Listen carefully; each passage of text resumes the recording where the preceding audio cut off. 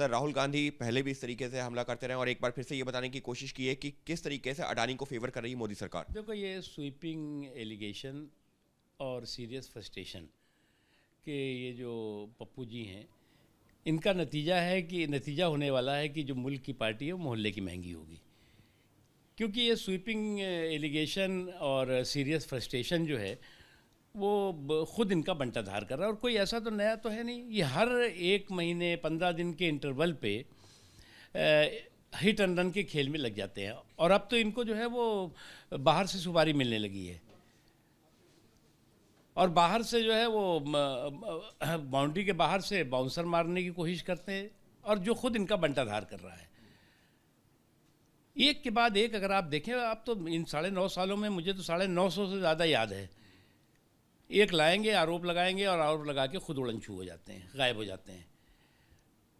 और इनको जो है वो यही नहीं, आप नेशनल सिक्योरिटी जैसे इशू पर, जिस वक्त हमारे सुरक्षा बल देश की सुरक्षा के लिए, देश के 140 करोड़ लोगों की सुरक्षा के लिए आतंकवादियों का सफाया कर रहे थे, आतंकवादियों को तबाह कर रहे थे, उस वक्त भी जो है वो पाकिस्तान सबूत मांग रहा था और ये सवाल खड़े कर रहे थे। राफेल हो, ये कितनी मतलब लंबी श्रृंखला है।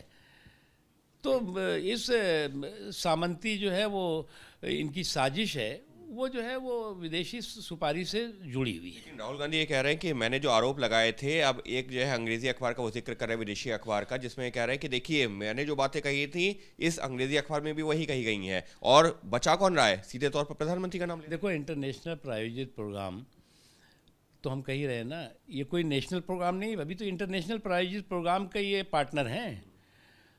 और इस तरह से जो इंटरनेशनल प्रायोजित प्रोग्राम है, देश को कैसे बदनाम करो, क्योंकि इनको ये बात हजम नहीं हो रही है कि बिना कांग्रेस के रिमोट के, बिना कांग्रेस के सपोर्ट के नरेंद्र मोदी जी स्टेबिलिटी के साथ, कैपेबिलिटी के साथ, परफॉर्मेंस के साथ, परिणाम के साथ जो है वो अपने 2 कार्यकाल पूरा करते हुए तीसरे कार्यकाल की तरफ क्यों बढ़ चुके हैं। क्योंकि इनको तो लगता है कि कांग्रेस के सपोर्ट के बिना, कांग्रेस के रिमोट के बिना, कांग्रेस के साथ के बिना किसी को सरकार बननी नहीं चाहिए, और या फिर ऐसी बने जिसको हम टांग पकड़ के घसीट सकें।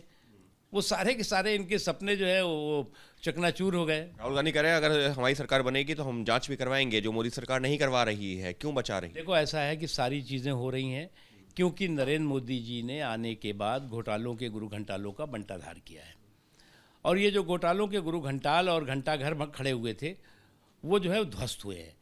दिल्ली के सत्ता के गलियारे से सत्ता के दलालों की नाकेबंदी और लूट लाबी में तालाबंदी हुई है, जो इनकी बौखलाहट का कारण है।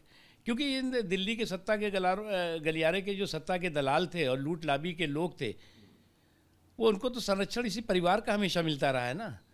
तो इसलिए जो उनका बंटाधार हुआ है वो इनकी बौखलाहट और इनकी बकैती का कारण बना हुआ है।